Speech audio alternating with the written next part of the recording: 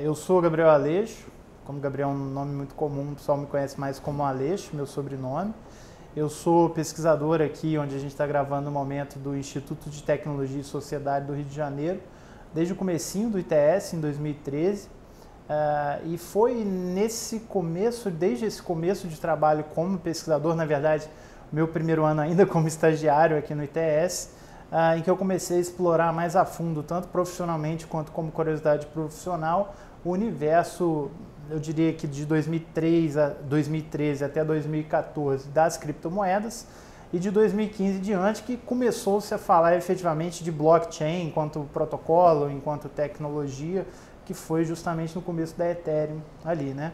A minha área de formação que eu estudei na faculdade foi economia e administração, mas eu acho que a minha vocação por nerdice e por ser geek desde jovem, minha cara não nega, eu sempre fui aficionado por tecnologia. Acho que o único arrependimento na minha vida foi não ter cursado computação, que eu estou pretendendo resolver aí nos próximos anos, aí talvez com mestrado mais na área técnica. Tudo isso para dizer que, mesmo com uma formação na área de ciências sociais aplicadas e negócios, eu trabalho já com tecnologia desde 2011, né, exclusivamente com Bitcoin e tecnologia blockchain desde 2013, né, tanto na parte de pesquisa quanto na parte de docência também. Sou professor de diversos cursos aqui do ITS na parte de blockchain e criptomoedas. Sou professor também da Escola, uma escola de inovação online. Sou professor assistente do professor Ronaldo Lemos na UERJ também, na disciplina de Direito da Internet, em que eu pauto transformações nas tecnologias financeiras, e como isso daí, né, acho que vai ser uma pauta nossa aqui de pensar como isso daí impacta não somente finanças, que é o universo mais óbvio, onde isso daí nasceu, mas a própria ideia de Estado, a própria ideia de lei, de legalidade, né, que essas tecnologias distribuídas podem causar, assim. Acho que é basicamente, digamos assim, o que eu tenho feito, e tenho ainda algumas passagens como consultor autônomo de algumas startups do meio também. Trabalhei um tempinho no ano passado como consultor de algumas empresas da área de blockchain e criptomoedas, né, no Brasil.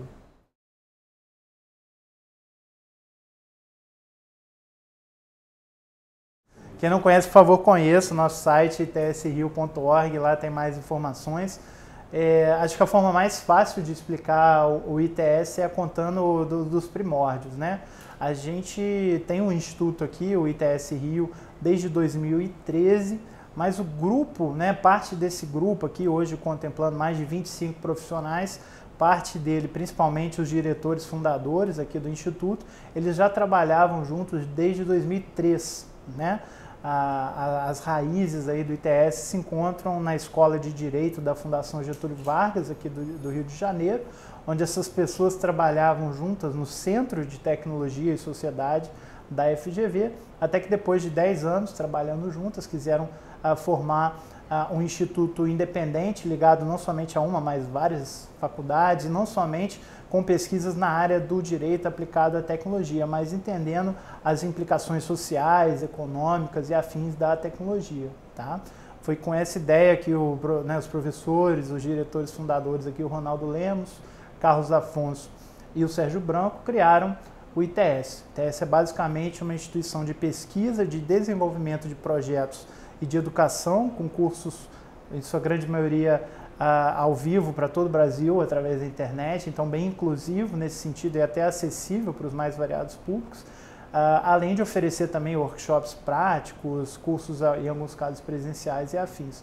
Mas o nosso mote de pesquisa, de uma forma geral, é entender, ter um olhar para o futuro, né, ser uma janela para o futuro, para entender como que as novas tecnologias, né, como se chamam aí, tecnologias disruptivas ou tecnologias emergentes, como elas impactam o mundo nas suas mais variadas dimensões.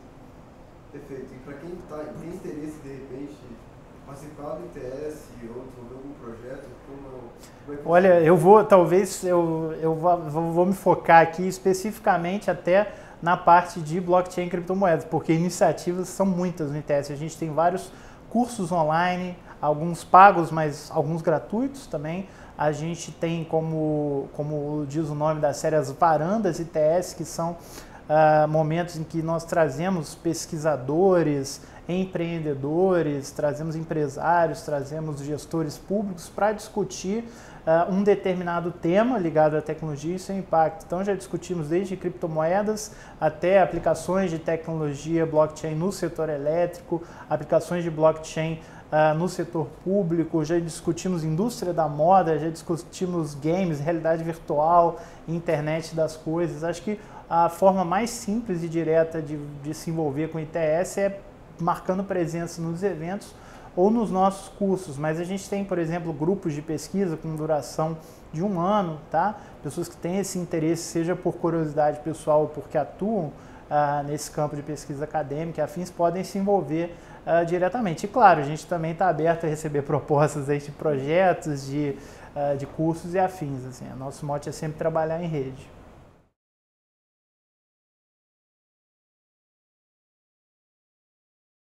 Então, eu vejo o Bitcoin, curiosamente, na sua simplicidade do que ele é, um bem digital, vamos colocar dessa maneira, né? Porque eu enxergo ele muito mais como uma espécie de versão digital do ouro do que de moeda corrente, por exemplo, para substituir o dólar ou real, ou está bem longe, né? A despeito de ser uma ideia comum aí que a gente vê no mainstream, o Bitcoin para mim está muito longe de ser um PayPal melhorado, uma tecnologia financeira. Para mim é realmente um movimento revolucionário que tem, não ideologia no sentido excludente do termo, que a ideologia do Bitcoin é essa, então se você não concorda, você dá fora, mas que ele é um conjunto ao mesmo tempo de tecnologias que constroem e dão base a um protocolo,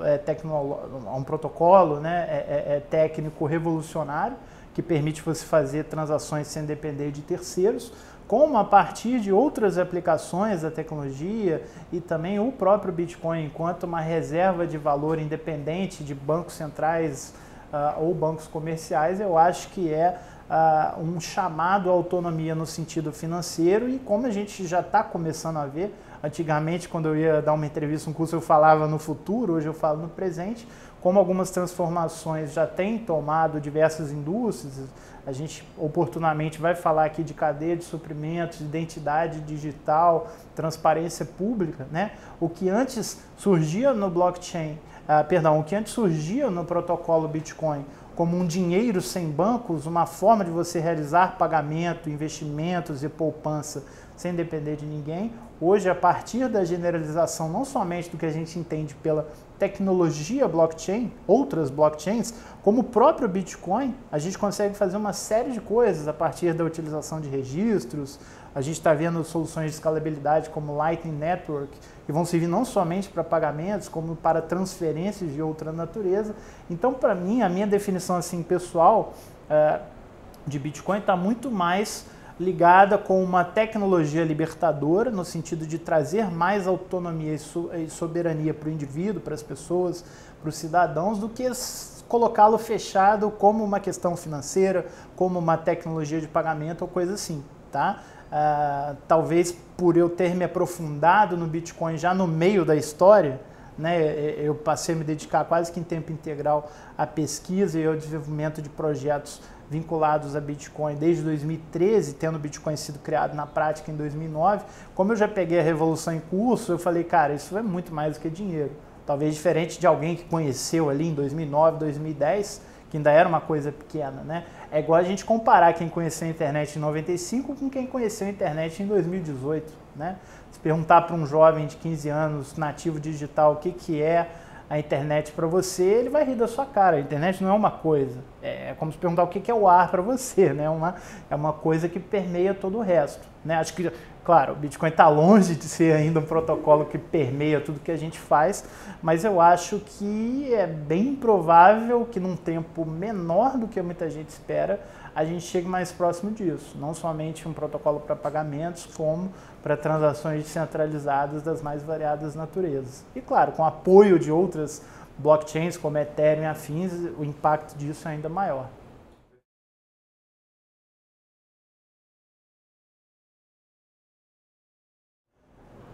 Nossa, essa pergunta é bem difícil, porque é uma coisa muito sem precedentes, né? Assim, eu costumo sempre falar também nos meus cursos ou nos bate-papos em família, no Natal, assim, o Bitcoin ele é bem na linha do que eu vinha dizendo anteriormente, assim, ele cria um paradigma completamente novo na economia digital. Ele torna possível replicar a escassez do mundo físico no mundo digital. Antes do Bitcoin ou da blockchain, como você preferir, a gente não conseguia ter um bem digital, né? O paradigma do meio digital é você copiar e colar tudo.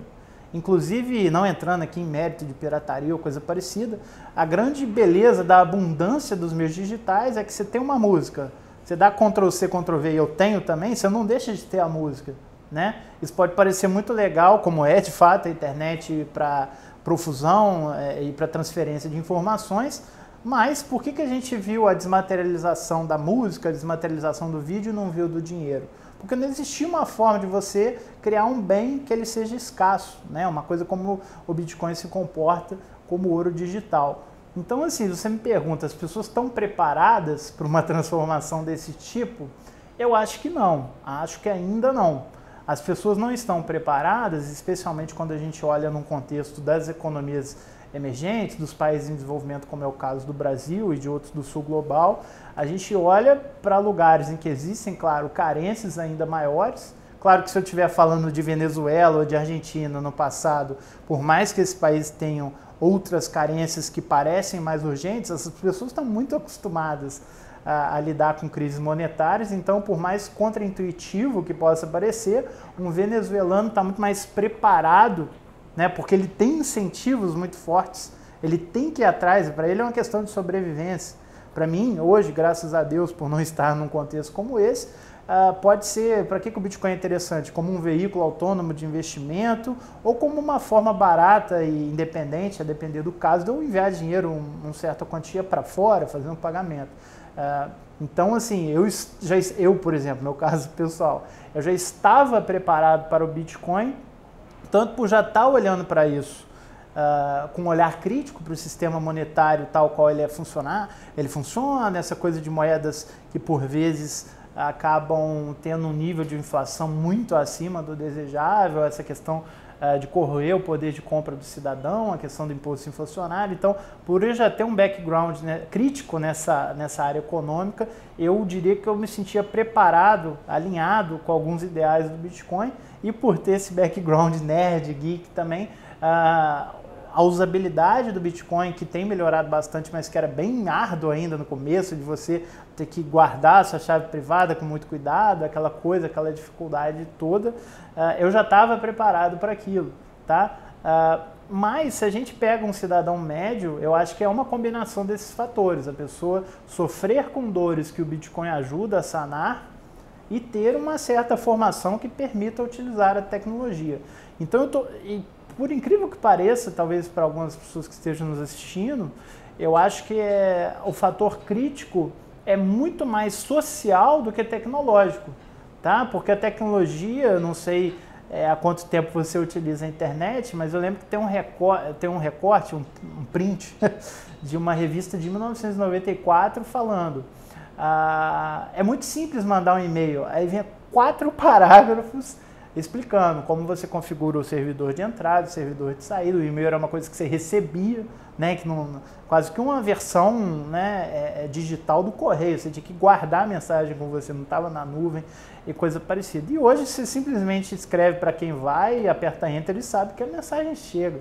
Você não explica para ninguém. E hoje quase ninguém usa e-mail, a gente usa WhatsApp, mensageiros instantâneos. Então eu acho que a questão do Bitcoin, do ponto de vista tecnológico, as pessoas não vão precisar estar preparadas como eu tive que estar e outras pessoas. Essa gerência de chave privada, de ter que guardar um segredo, senão ela perde dinheiro, de ter que botar aquela chave, aquele endereço público com letras e números. Acho que no futuro, e no futuro próximo, a gente vai ver isso evoluir muito rápido para que qualquer pessoa consiga enviar e receber dinheiro e fazer outras transações com Bitcoin e outros ativos digitais muito facilmente.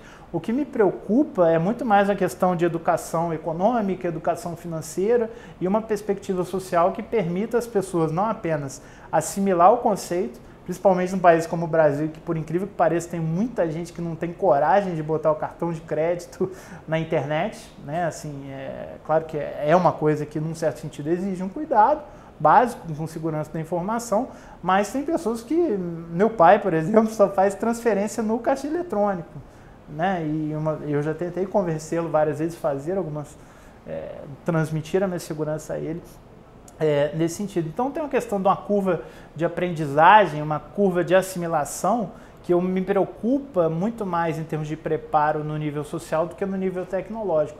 Porque o tecnológico a gente consegue resolver muito mais fácil, criando interfaces de uso e experiências de uso mais simples e mais convidativas, mais inclusivas. Enquanto que a questão social é uma coisa que vem muito ao largo de uma estrutura maior, né? Algo maior. Então, alguns países, no Brasil a gente até, por ter passado por hiperinflação nas décadas de 80 e 90, a gente tem um incentivo ao cidadão médio brasileiro estar preparado, como eu falei, Venezuela, Argentina, Grécia, Chipre, vários países que passaram, né, por crise monetária, Zimbábue, então tem um fator de incentivo grande, mas eu acho que o que mais as pessoas precisam para estar preparadas é entender o custo de oportunidade, né? Porque você fala, eu vou ali pagar o cafezinho com Bitcoin.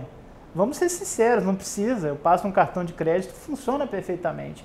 A questão do Bitcoin para mim não é puramente o avanço da tecnologia em si quanto meio de pagamento, mas sim o custo de oportunidade. O que eu estou deixando em termos de poder individual, de autonomia, de liberdade, quais os riscos envolvidos em não usar Bitcoin. Eu acho que as pessoas, o dia que elas entenderem isso, elas estarão efetivamente preparadas para o Bitcoin. Do ponto de vista técnico, acho que é mole perto disso de resolver, na minha opinião.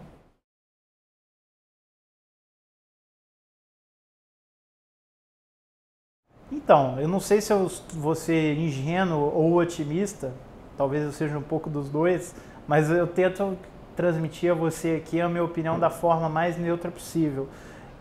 Na minha opinião, tem duas coisas que protegem muito o Bitcoin, que eu acho que ele não vai ser destruído. Primeiro, como a gente tem dito cada vez mais, se trata de um protocolo criptoeconômico, né? Esse termo cryptoeconomics, que ficou famoso em inglês, e estão trazendo agora para o português. Por que criptoeconomia? Porque esses protocolos, tecnologias como o Bitcoin, são baseadas na segurança da criptografia aplicada, então ferramentas de segurança da informação, mas não somente isso. Tão importante quanto as ferramentas tecnológicas da criptografia aplicada são os incentivos econômicos embutidos nessa tecnologia. Não vou ficar aqui digredindo sobre o funcionamento do Proof of Work, da mineração. O que interessa aqui, no meu ponto de vista, é a implicação que isso traz. Tá? Se eu tenho muito poder de processamento, se eu tenho muito dinheiro, etc., e eu sou um cara muito egoísta, eu não estou nem aí para o Bitcoin. O que eu devo fazer para maximizar o meu lucro de forma egoísta? Eu vou ajudar a rede. A rede é feita de tal maneira que o custo para você fraudá-la ou destruí-la não compensa. Você ganha mais dinheiro ajudando a rede do que você consegue tentar lançar como uma fraude. Tá? Então esse é o primeiro ponto que me leva a crer que o Bitcoin não vai morrer fácil assim não. Tá? Porque a coisa foi pensada de tal maneira para incentivar que mesmo indivíduos muito egoístas do ponto de vista um agente econômico egoísta, que ele só quer ganhar dinheiro para ele age em prol do bem da rede, do bem comum da maioria. Isso é uma coisa muito interessante, até porque num universo polarizado, como nós de esquerda e direita, é uma coisa única, na minha opinião. Tá? É uma tecnologia que não abre espaço para lado. Você pode ser de esquerda ou de direita, você está agindo em prol da mesma coisa, digamos assim. Agora, claro, existe um outro fator de natureza humana, que é o lado político, que podem sim ter agentes políticos, que o cara está interessado em queimar dinheiro para destruir o Bitcoin.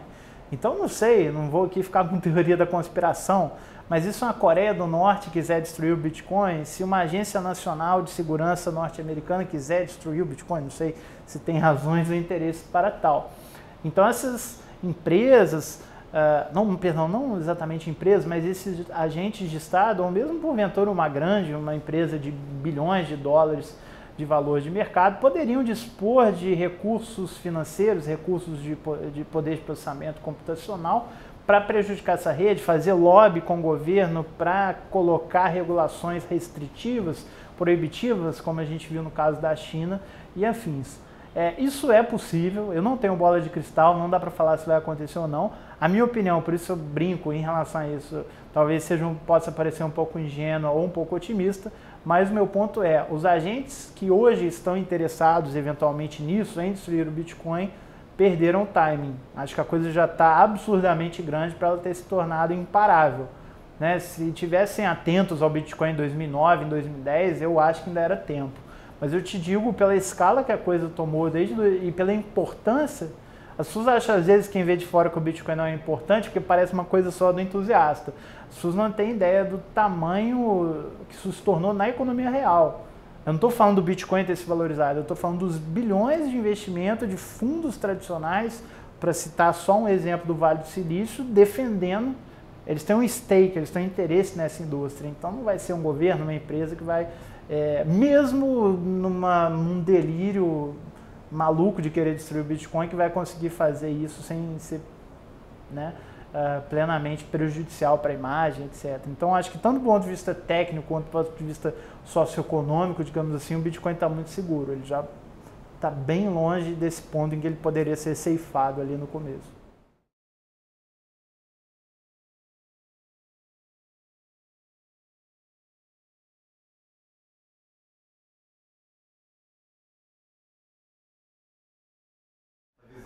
Eu tenho um ponto de vista fortes e claros, mas só deixando com total transparência e humildade, que são, eu vou falar aqui a minha opinião e com base no que eu construo essa opinião, mas ela pode ser plenamente mudada aí, tá? A história, a verdade está sendo construída enquanto a gente fala, tá? Então, eu tenho até uma opinião que ela não é muito comum, tá? Porque ela é, né, você tem lados muito polarizados, eu tomo o lado, mas eu não sou tão radical quanto a maioria das pessoas que eu vejo.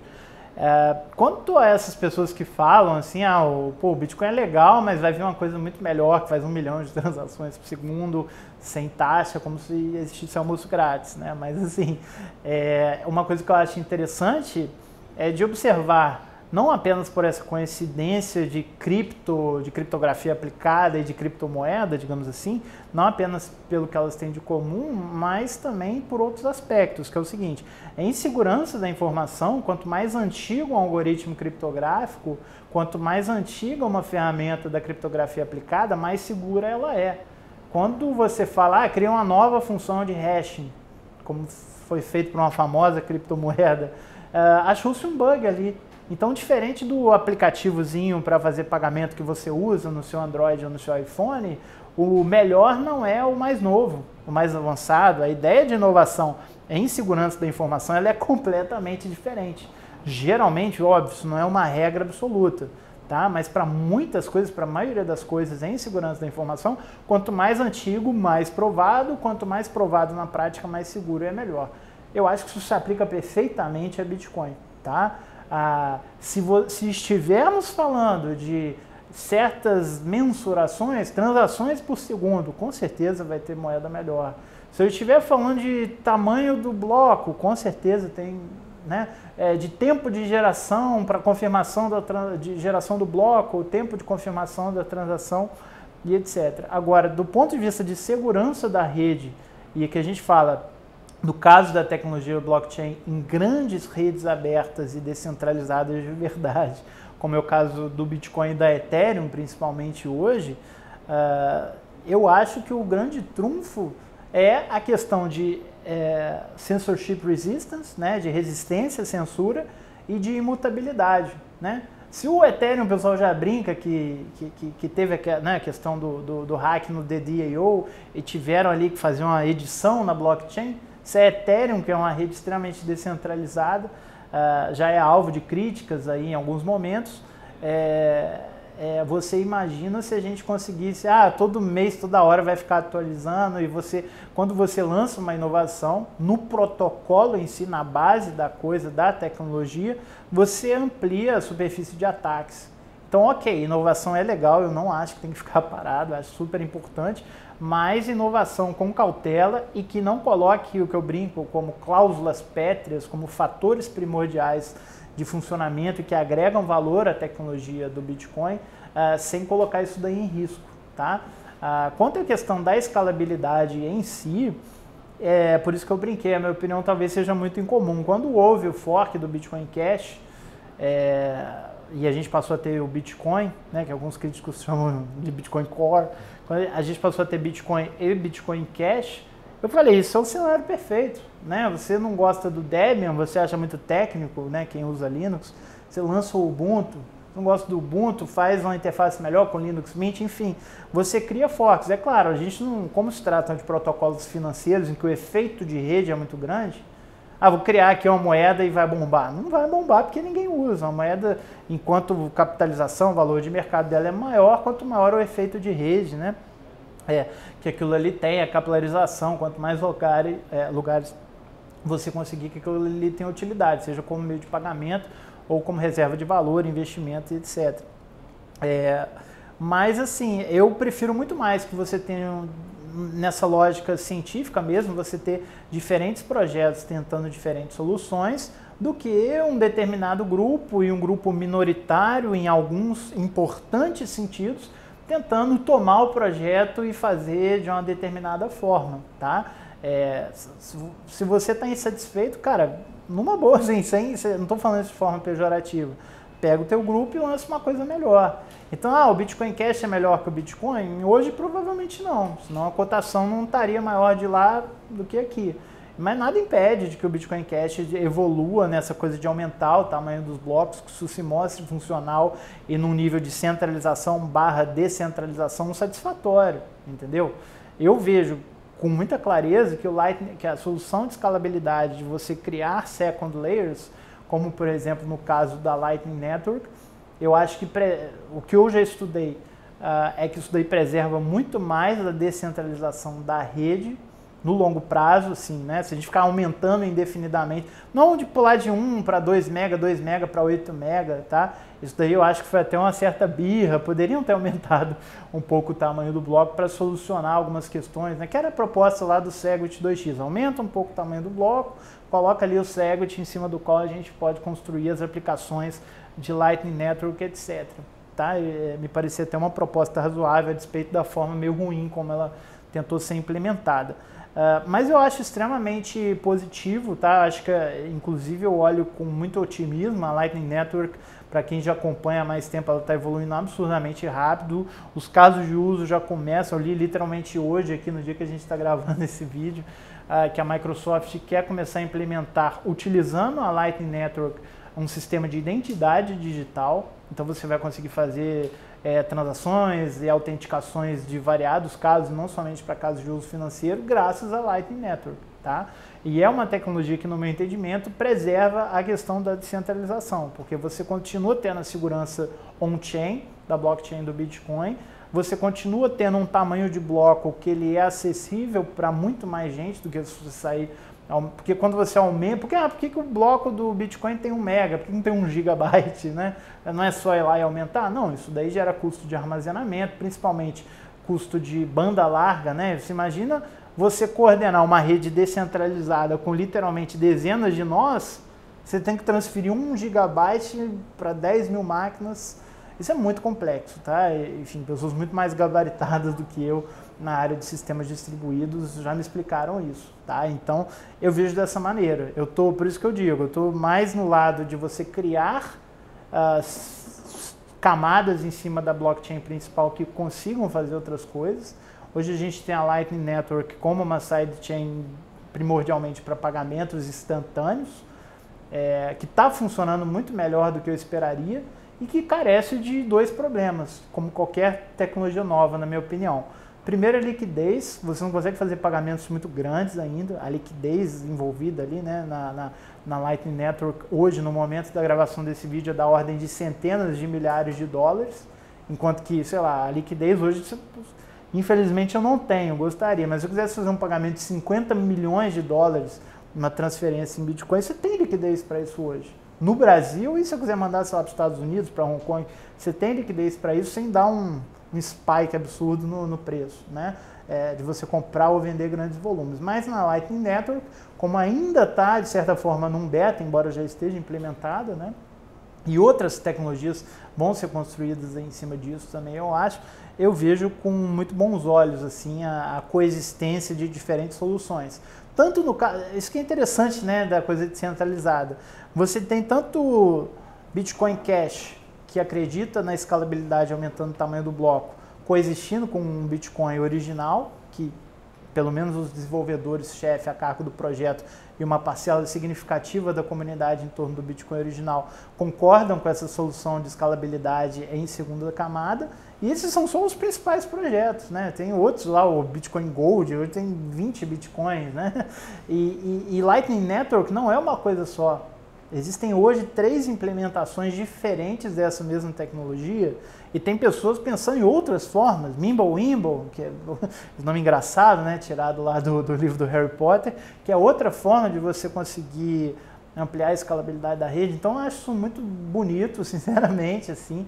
É uma coisa que eu acho, em termos de ideal, muito forte, assim. A coisa é descentralizada ao ponto de você ter uma competição aberta de mercado e quem fizer melhor vai levar a melhor na cotação e adoção, né, consequentemente, nesse sentido. Eu acho que, diferente de antes, em que você precisava, os bancos não podiam competir entre si, eles tinham que operar de forma meio cartelizada, não estou dizendo que é assim, estou dizendo hipoteticamente. O banco ele vai ter que se aliar aos outros para fazer uma coisa só, um sistema centralizado, sob supervisão de um único agente regulatório. Não, hoje a gente tem uma miríade de protocolos, de tecnologias sendo implementadas e até com bifurcações entre elas, né, de cada um tentando fazer do seu jeito. Isso eu acho muito legal, muito legal.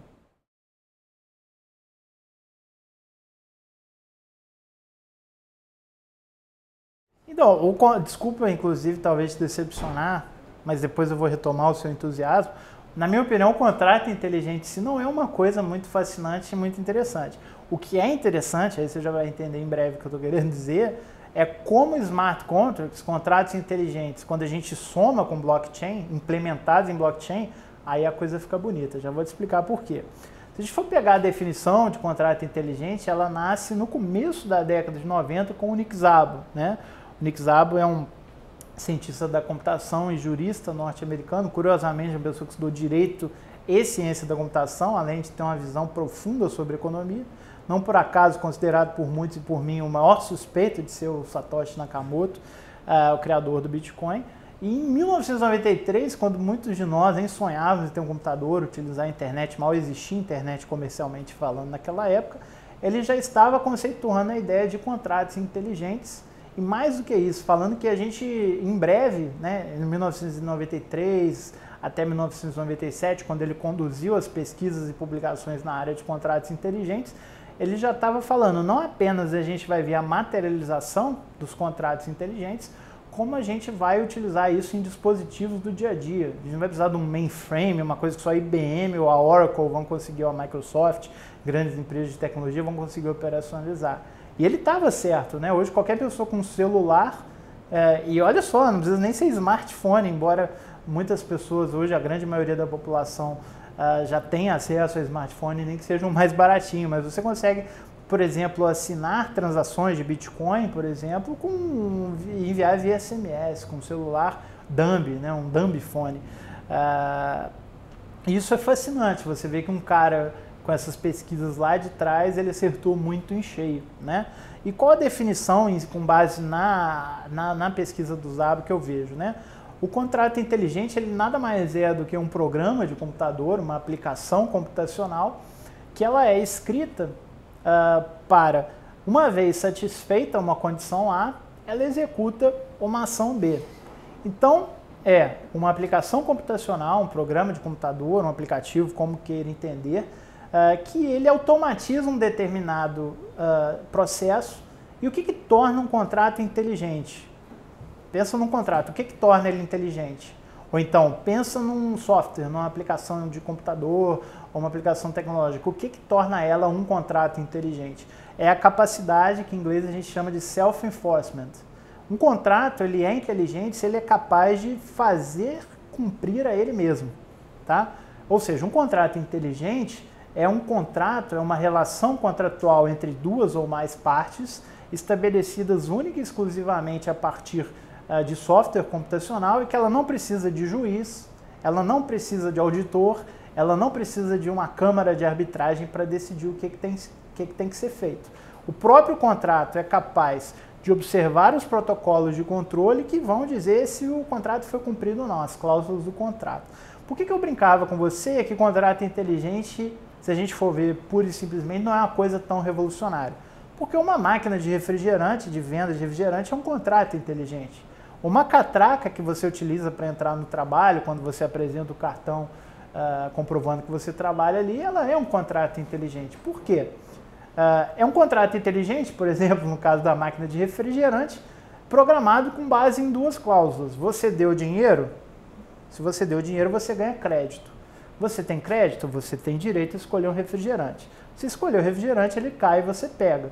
E se você não se satisfez a uma, ou no caso a essas duas condicionantes, você não vai ter direito a comprar o refrigerante. Assim, desculpa até explicar de forma didática, mas não adianta só você botar o dinheiro e não adianta você só apertar o botão. O contrato inteligente em cima da qual o programinha que faz aquela máquina de refrigerante funcionar é um contrato inteligente. Por que quando a gente fala de contratos inteligentes registrados e operacionalizados a partir de uma rede blockchain como a da Ethereum, tá? A Ethereum hoje é uma de dezenas, né, mas ainda assim a maior e, na minha opinião, a mais avançada hoje é a blockchain para a construção de contratos inteligentes. Por que isso é fascinante quando a gente pensa em contratos inteligentes aplicados e operacionalizados a partir de blockchain? Porque a gente pega as características de qualquer informação armazenada numa blockchain e aplica para um programa de computador.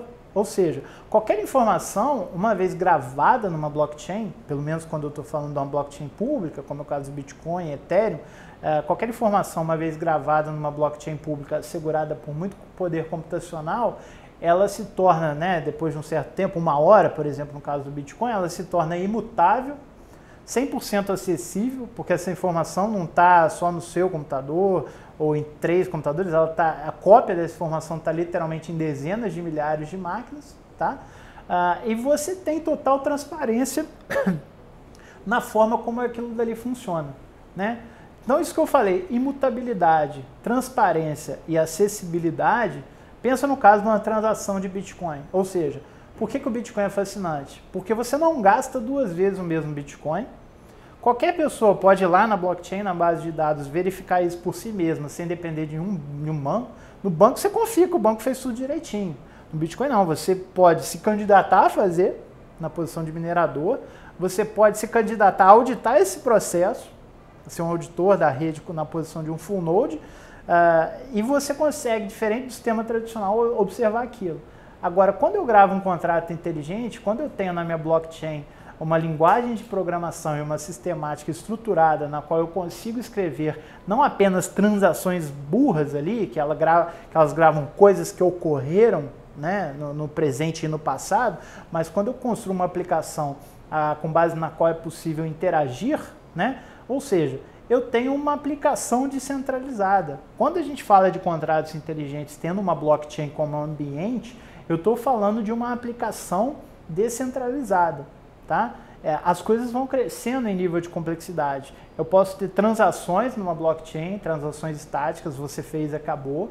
Eu consigo criar contratos inteligentes, como por exemplo uma transação programável, né? A gente vai começar, principalmente, né, aí a gente vai vendo como o assunto vai ficando complexo. Quando a gente somar mais variáveis, imagina você ter contratos inteligentes em blockchain, pagamentos em criptomoedas e internet das coisas. O que isso daí vai te permitir fazer? Você não vai precisar mais ter um contador, uma pessoa que vai fazer a fatura do produto. Ou seja, o caminhão tem um sensor ligado em que ele está dialogando com um contrato inteligente registrado numa blockchain. A partir do momento que o caminhão chega no meu armazém para entregar a mercadoria, automaticamente, sem qualquer ser humano, isso claro, no cenário hipotético mais adiante, sem interferência de qualquer ser humano, a minha wallet vai pagar o entregador porque sabe, combinando geolocalização e um sensor de internet das coisas, que ele chegou exatamente ali no local, tá? Então você consegue ter uma automatização Então claro, a automatização não é uma panaceia, ela tem seu lado bom e o seu lado ruim. Mas nesse caso, quando você quer de fato eliminar o fator humano, porque o fator humano é um risco, o humano ele é corruptível, infelizmente no Brasil acho que um pouco mais do que a média. O fator humano ele erra, e aí todo mundo erra, mas se você não quer um erro, se você pode eliminar a chance de ter um erro humano no processo de pagamento de contabilidade, por que não fazê-lo? Isso é excelente, isso é maravilhoso. E fora outras aplicações de contratos inteligentes, quando registrados em uma blockchain, que elas são imparáveis, tá? Então, do mesmo jeito que o Bitcoin é um serviço financeiro provido sem qualquer servidor centralizado, sem qualquer empresa ou governo por trás, a ideia de contratos inteligentes aplicada à blockchain, como é o caso do que se pode fazer a partir de protocolos como Ethereum, agora tem o Neo, o Lisk e outros, né? É basicamente isso, eu consigo estabelecer o provimento, a existência e o funcionamento de um serviço que ele é única e exclusivamente controlado pela comunidade voluntária de usuários que mantém aquela rede funcionando. Então, deixou de ser apenas um serviço financeiro, entre aspas, como no caso do Bitcoin, para eu ter a possibilidade de criar qualquer serviço sem a figura de um servidor centralizado por trás. Isso, para mim, é apenas, entre aspas, claro, o que os contratos inteligentes podem fazer por nós. Assim, essa é a minha definição. É uma tecnologia que vai nos permitir automatizar e descentralizar boa parte dos serviços que hoje são baseados nessa ideia de um terceiro de confiança. Então, bancos, né, assim, banco no sentido amplo, serviços financeiros, serviços de registro, questões ligadas a investimentos e transparência pública, tem muitas áreas que já estão sendo hoje impactadas por isso daí.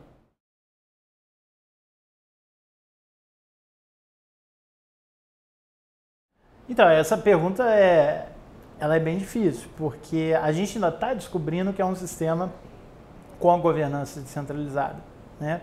Por conta do seguinte, especialmente no caso do Bitcoin, embora o Ethereum, num certo sentido, seja bem similar ali ao Proof of Work, pelo menos por enquanto, né? Estuda-se a migração para o Proof of Stake, que é um outro algoritmo de consenso, uma outra forma, né, explicando mais didaticamente, a partir da qual essas máquinas interligadas numa rede distribuída poderão definir o que é verdade, o que não é, com fins de prevenir fraudes, mas eu vou separá-los aqui, tá? No caso do Bitcoin, o grande trunfo dele desde o começo, e eu reconheço isso como algo bom, embora não como algo absoluto, eu acho que outras blockchains não necessariamente precisam funcionar como o Bitcoin funciona, mas o grande trunfo do Bitcoin é não ter uma governança. O que o Bitcoin tem é uma programabilidade e se faz valer as regras, as cláusulas pétreas de seu funcionamento desde 2009, janeiro de 2009, quando foi lançado, até hoje. Então o Bitcoin não tem, mesmo que você for lá falar com o Satoshi, descobri quem é o Satoshi, vou lá falar com ele, ele hoje, claro, não tem, entre aspas, poder nenhum sobre o protocolo, ele sequer existe mais como com essa figura, com esse nome especificamente, como um desenvolvedor ativo na comunidade. Então, assim, eu acho que falar que existe um sistema de governança estruturado, assim, ele existe mesmo no Bitcoin, só que para atualizações de software, melhorias, implementações do protocolo. Não existe uma governança do Bitcoin que vai conseguir fazer o número total de Bitcoins passar de 21 milhões para 100 milhões. A pessoa pode fazer um fork e criar um Bitcoin com 100 milhões, mas, na minha opinião, quase que automaticamente passa a não ser o Bitcoin. Está entendendo mais ou menos o que eu estou querendo dizer? Então, a questão é um pouco essa. A grande beleza do Bitcoin é você ter, não diria 100%, mas talvez 99,9% de certeza que amanhã e que depois de amanhã e que 2020, que 2030 ele vai continuar funcionando exatamente como ele foi programado para funcionar. Eu não estou falando de questões, entre aspas, menores, como transações por segundo, tamanho do bloco, isso daí pode variar, implementação, variação. Agora tem uma carteira muito mais fácil, agora a blockchain, em vez de 100 GB, ocupa 10. Isso aí são incrementos e evoluções tecnológicas, tá? Mas eu espero, e justamente por não haver uma governança, no sentido assim, não tem com quem você fazer lobby para aumentar a inflação do Bitcoin, isso eu acho um grande trunfo, tá? Então, embora haja sim uma governança descentralizada no caso do Bitcoin, e não por acaso ela se assimila profundamente com a governança de qualquer projeto de código aberto, não é diferente da governança do Debian ou do Ubuntu, que são distribuições do Linux, sistema de código aberto. O Bitcoin é um sistema, um protocolo financeiro, econômico, como queiram chamar, um protocolo para se fazer transações completamente auditável, transparente, com código aberto desde 2009, tá? Então existe alguma forma, quem é que atualiza, se você tem uma ideia A e eu tenho uma ideia B, qual que vai ser implementada, tem todo um mecanismo de disputa para isso, disputa entre aspas, eu digo.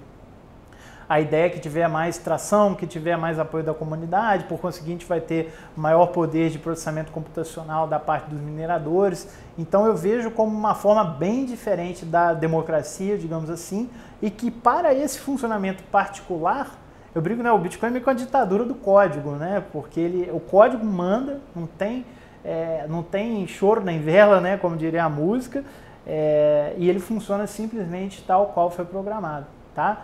E no caso do Bitcoin, pelo que eu vejo de evolução, aí claro, tem um pouco de questão de visão pessoal, pelo que eu vejo de maior trunfo no Bitcoin, eu acho isso maravilhoso. Em sistemas que eles já são mais generalizados, como o caso do Ethereum, eu não sei dar uma resposta definitiva, mas eu diria que no mínimo é interessante cogitar e pensar sim num mecanismo de governança descentralizada. A grande dificuldade, né, qual que é o problema hoje... Qual que é o problema de qualquer sistema político, qualquer democracia, independente se é uma democracia mais liberal, mais autoritária ou o que seja, é a questão do voto, né? Então, assim, de qualquer sistema de governança, quando eu vou criar uma governança descentralizada, qual que vai ser o critério de voto? Porque se eu fizer, não falando especificamente do algoritmo em si, eu estou falando, se a gente, quanto mais, cada moeda vale um voto, você está estabelecendo uma plutocracia. Quem tem dinheiro tem muito mais chance de definir. E, por exemplo, o Proof of Stake é criticado um pouco por reforçar um pouco essa ideia, né? O algoritmo de consenso. Mas o Proof of Work não é muito diferente. Se você, no mundo real, não no mundo da criptoeconomia, se no mundo real você já tinha mais dinheiro, você vai conseguir comprar mais ASIC miner, gerar mais Bitcoin e assim sucessivamente. Eu não estou aqui, nem é meu objetivo, não acho... A gente tem um abismo social de desigualdade no Brasil que o Bitcoin não vai resolver porque ele não se propôs a resolver isso. Ele pode ser um caminho. Eu estou dizendo isso porque eu não acho que o Bitcoin tem que se voltar não é uma tecnologia voltada a resolver isso, tá? Então não é uma coisa que eu espero. O que eu estou querendo dizer aqui é que essa desigualdade de renda, se ela se reproduz numa desigualdade de poder, isso passa a se tornar um problema. Então, como a gente vai estabelecer uma governança, o principal problema para mim de uma governança descentralizada é como definir, né? O próprio Satoshi falava lá, o Satoshi, para quem não sabe, ele é anônimo, ninguém sabe quem ele é, mas ele ficou, né, 2009, 2010, trocou várias mensagens, e-mails, em fóruns com as pessoas, e ele falou num dado momento, o cenário ideal para ele seria one CPU, one vote, que cada máquina fosse um minerador e as pessoas tivessem uma distribuição, não de renda, mas uma distribuição, não necessariamente de renda, mas uma distribuição de poder decisório ou de fazer valer as regras da rede, todo mundo igual uns aos outros. Aí, claro, o próprio Satoshi também, nos fóruns a gente vê isso,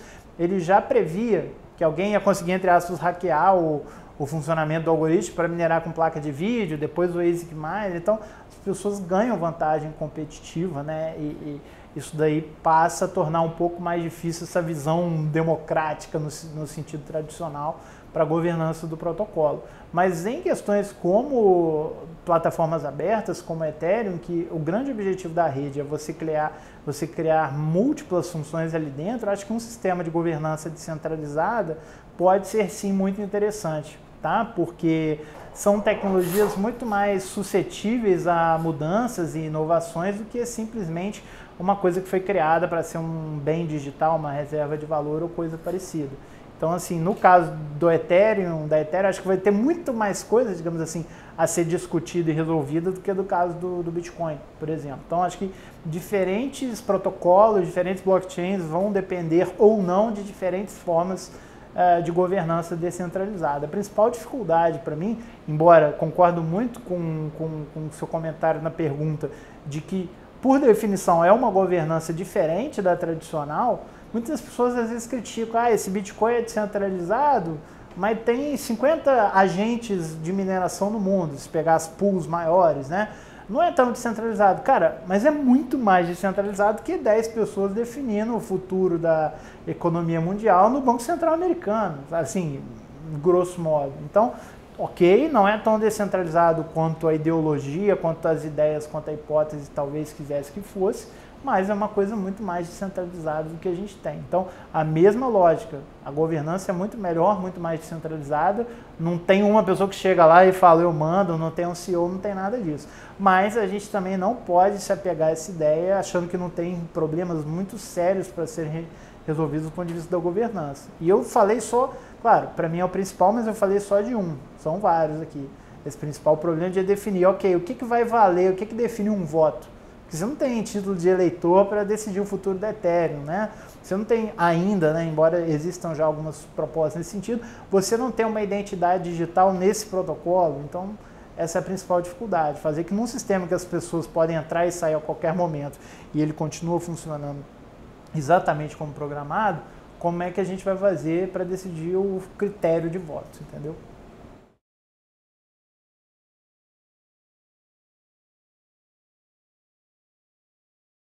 Não, vejo acontecendo que eu trabalho aqui no ITS com uma aplicação nesse sentido. Embora, como eu sempre digo também, a blockchain é parte de uma tecnologia que a gente criou aqui no ITS, com o apoio do Google, né? Ganhamos o prêmio do Desafio Social do Google em 2016 e com os recursos desse prêmio a gente desenvolveu um aplicativo para celular, para Android, iOS, plataformas e aparelhos diversos, que funciona como uma espécie de caneta digital do cidadão. A gente tem um dispositivo na Constituição brasileira que talvez muitas pessoas nem sequer conheçam, mas de alguma forma elas já ouviram falar disso, que é o quê? É o projeto de lei de iniciativa popular.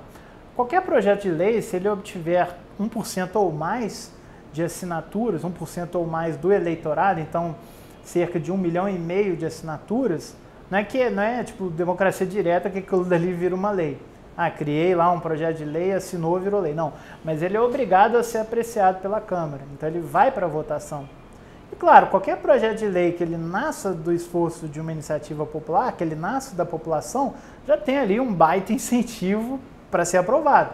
Afinal, ainda que careça de todos os problemas, né, do sistema político brasileiro, a ideia é que aquilo ali represente, né? Então, mesmo os políticos aqui não sendo os melhores, eles são duramente incentivados a votar por aquilo. Então, por que eu falei que talvez algumas pessoas, mesmo sem saber, conheçam esse dispositivo? Porque uma lei famosa aqui no Brasil, que é a lei da ficha limpa, foi estabelecida dessa maneira, né? Agora você imagina lá, 2 toneladas de papel, literalmente, acho que levou mais de 5, 6 anos até coletar o mínimo possível.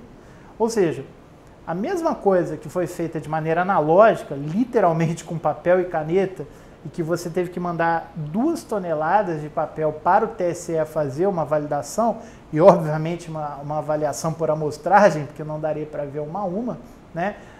E que mostrou que o projeto era legítimo, assinaturas legítimas, foi a votação e foi aprovado. A gente quer simplificar esse processo a partir do aplicativo Mudamos, que já está rodando aí há quase 2 anos, e você consegue fazer todo esse processo digitalmente. Então, falando aqui para um público que já conhece de criptomoedas, o aplicativo é como se fosse uma wallet mesmo. Você gera ali um par de chaves, no qual, né, a partir do qual vai criar uma chave criptográfica privada. Só que, claro, em vez de você transferir, assinar transações de bitcoins, o que você está assinando é um projeto de lei no qual você acredita que você quer apoiar. E o que é interessante é que a gente cria também um mecanismo de uma espécie de identidade digital do cidadão. Eu sei que é um pouquinho chato, é meio burocrático, mas é necessário para que haja validade jurídica nesse processo. Então, quando o usuário vai se cadastrar, ele cria uma conta ali no Mudamos, ele vai dar alguns dados ali, o CPF, o título de eleitor. Então, por isso que eu brinquei, é meio chato, burocrático, mas é o que torna aquilo dali uma ferramenta cívica que tem validade legal. Sem qualquer demérito, esses projetos como o Change.org, o Avaz, eles não têm a validade jurídica, eles são um instrumento importantíssimo de pressão social. porque você coloca seu nome e seu e-mail, já está constando ali que você apoia um determinado projeto, uma determinada transformação social, mas aquilo dali, a tecnologia não tem a transparência da blockchain, etc. Porque no Mudamos, esses projetos de lei, né, como eu falei, em vez de ter papel e caneta, eu vou ter, no final das contas, entre aspas, um grande planilhão lá, um grande PDF com a assinatura digital de cada pessoa. E é como se cada página dessa petição, que no final vai ser um PDF gigante, digamos assim, metaforicamente, cada página dessa é registrada na blockchain. Então a pessoa ela consegue ver que a assinatura dela, sem qualquer chance de fraude, foi registrada em blockchain. Isso daí, por mais que blockchain seja, num certo sentido, apenas um pequeno pedaço desse aplicativo, ele é o pedaço crucial. Porque imagina, por exemplo, se essa aplicação ela tivesse surgido de um partido político X. Você teria que confiar, se não tivesse blockchain no meio, que a sua assinatura está ali dentro. Você não teria como verificar que o projeto de lei que o TSE recebeu digitalmente, que o PDF tem a sua assinatura. Ou pior, como é que não pegou a sua assinatura e botou num projeto de lei diferente? Tá? Ao utilizar blockchain, a gente tira completamente a necessidade que você confie no ITS. A gente estabelece um canal de comunicação em que o TSE só reconhece como válida o PDF que foi registrado na blockchain e você consegue, baixando o documento cujo registro está feito na blockchain, ver que a sua assinatura está lá dentro. Tá? Até como qualquer sistema desses assim, só você com a sua chave consegue recriar novamente, né? Verificar, na verdade, que a transação, que a assinatura foi feita com você. Então é isso, é um mecanismo que você de fato assina, só que digitalmente, uma demonstração cívica de apoio a um projeto de lei de iniciativa popular. Então a gente, por mais crítico que nós sejamos, eu sou bastante em relação a várias coisas no Brasil, do ponto de vista democrático, esse é um instrumento muito interessante, muito positivo do Brasil. Né? Assim, qualquer pessoa pode criar um projeto de lei e, com o devido apoio, fazer uma transformação efetiva no país. Né? E para quem está desanimado, eu falei, pô, 1,5 milhão de assinaturas é muita coisa. Isso na instância federal. Se você quiser aprovar uma lei no seu município, às vezes 1% dos votos, 300 votos, não votos, né? 300, 400 assinaturas no aplicativo, você consegue transformar a realidade social da sua cidade. Então tem projetos, por mais, claro, a gente não vai resolver o Brasil, 500 anos de problemas no Brasil, somente com projetos de lei, mas especialmente para algumas indústrias, alguns mercados, é um potencial muito grande. Então, a gente tem projetos ali até na esfera municipal, na Mudamos, né, que tem ganho tração e tem ganho muitas assinaturas para favorecer o transporte público, ciclovia, até hospitais veterinários, várias coisas assim, que por mais que possam soar pontuais, fazem muita diferença ali na vida do cidadão. E desculpa a falha da memória, mas eu esqueci o nome de algumas das cidades, mas a gente já tem João Pessoa, Teresópolis, tem 4 ou 5 cidades já com projetos de lei apresentados a partir de assinaturas coletadas. Né?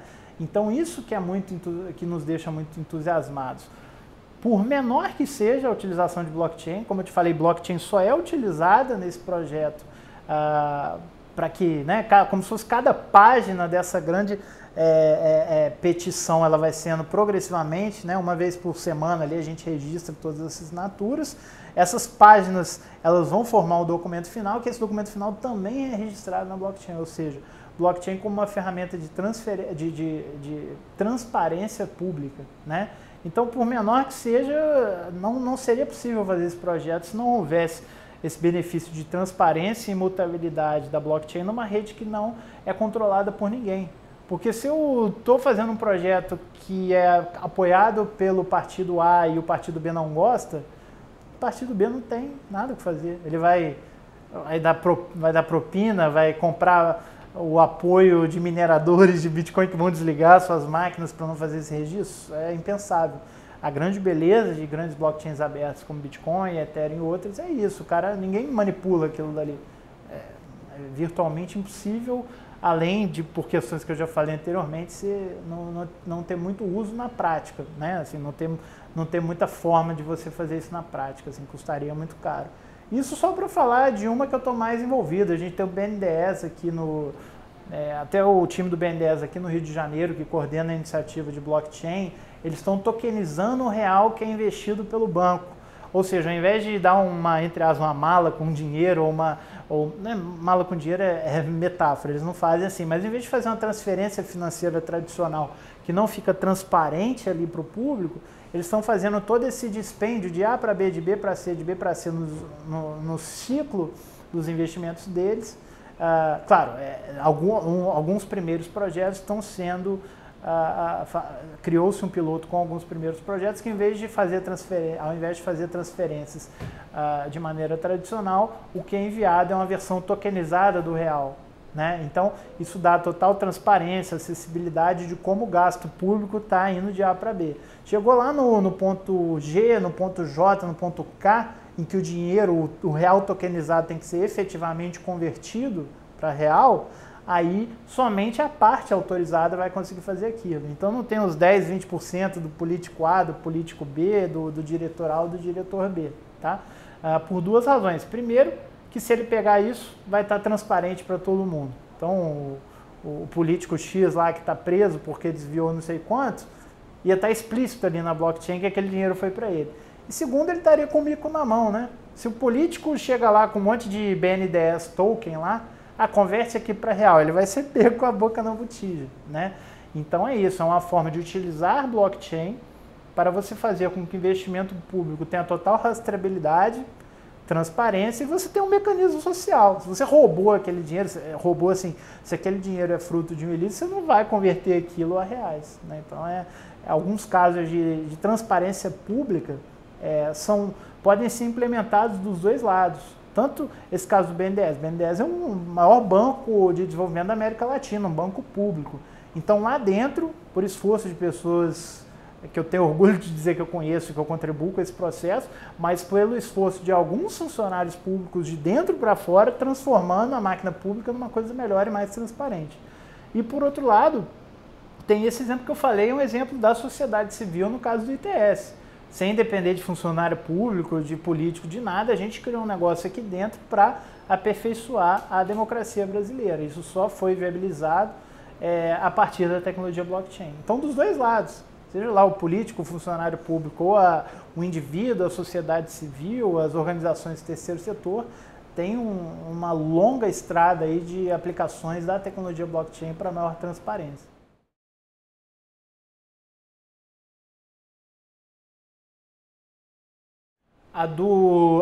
Ambas, na verdade é o seguinte, a do BNDES está usando Ethereum, eles tiveram um tempo de piloto com Hyperledger lá da IBM, né? Na verdade da Linux Foundation, só associa com a IBM porque é um dos principais financiadores do projeto, mas hoje utiliza a blockchain do Ethereum. E a Mudamos utiliza Bitcoin e Ethereum, então em ambos os casos blockchains abertas, 100% abertas. Tem alguns outros casos de uso no setor público, eu sei de pilotos que estão rodando ou que foram estudados, inclusive tive a oportunidade de palestrar para algumas dessas instituições, como Tesouro Nacional, Agência Nacional de Aviação Civil, Banco Central do Brasil, algumas dessas instituições, entidades governamentais que eu estou mencionando, estão inclusive rodando aplicações até com outras blockchains permissionadas, etc. Mais específico, como o caso do Hyperledger, mas no caso específico do BNDES e da Mudamos, aqui do ITS, são Bitcoin e Ethereum utilizadas nos projetos para esses registros.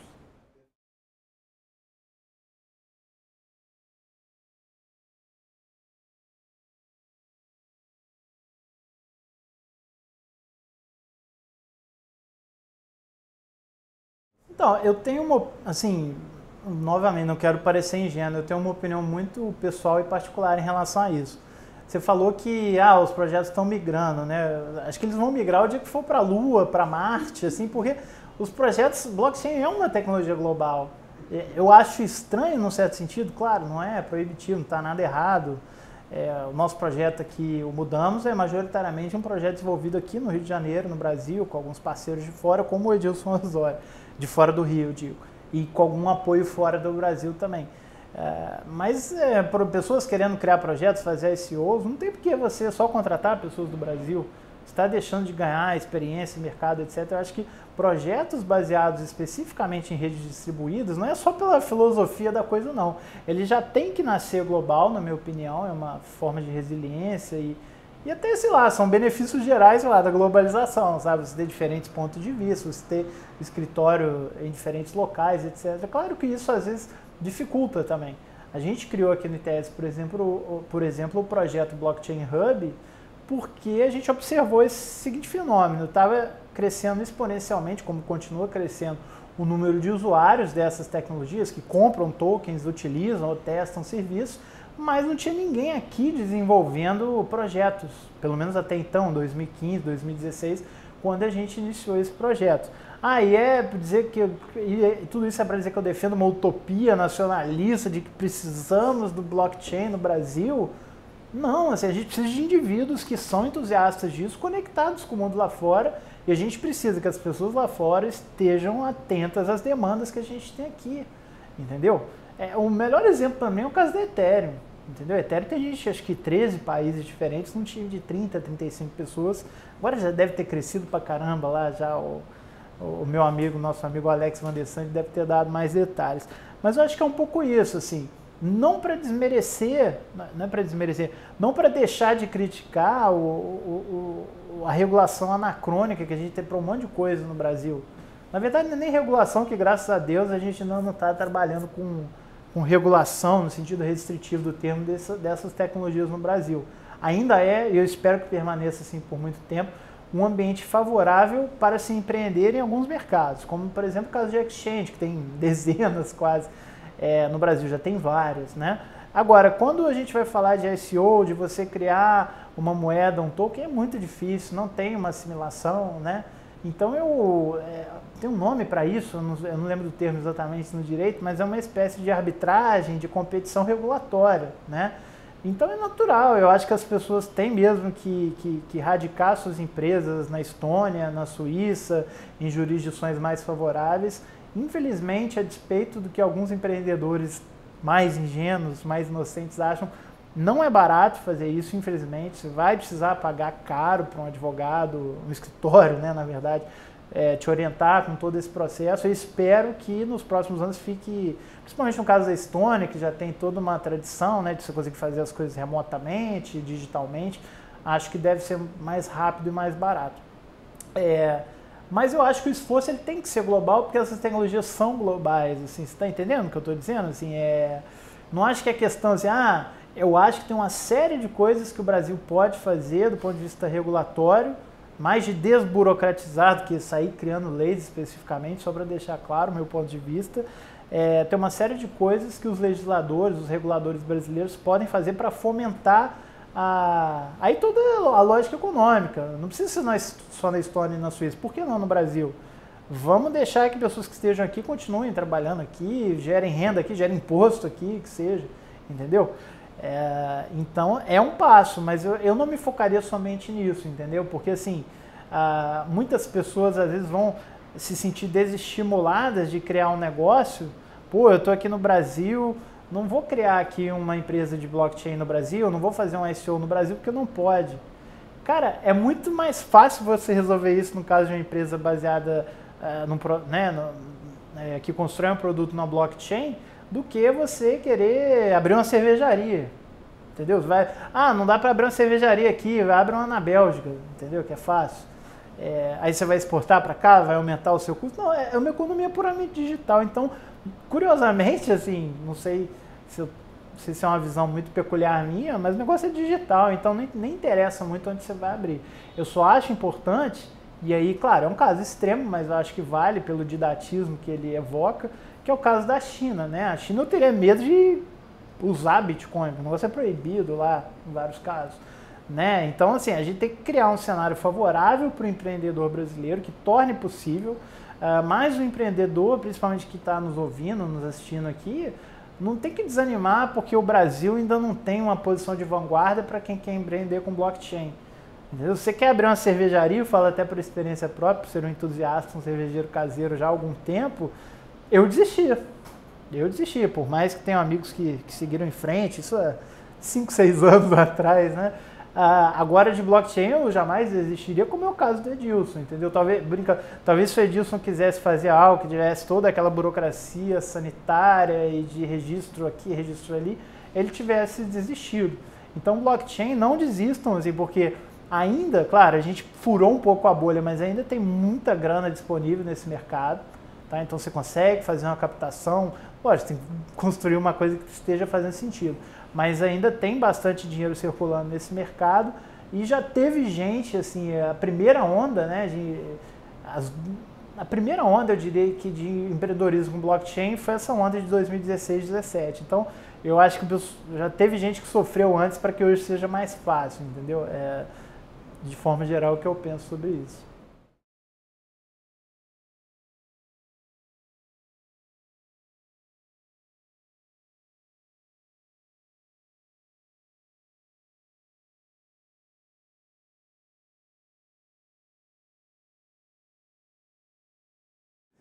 Não, assim, eu não tenho nada contra ICOs. O ICO é um recurso como qualquer outro, num certo sentido. Ele vai ser bem e vai ser mal usado, é até redundante eu falar isso.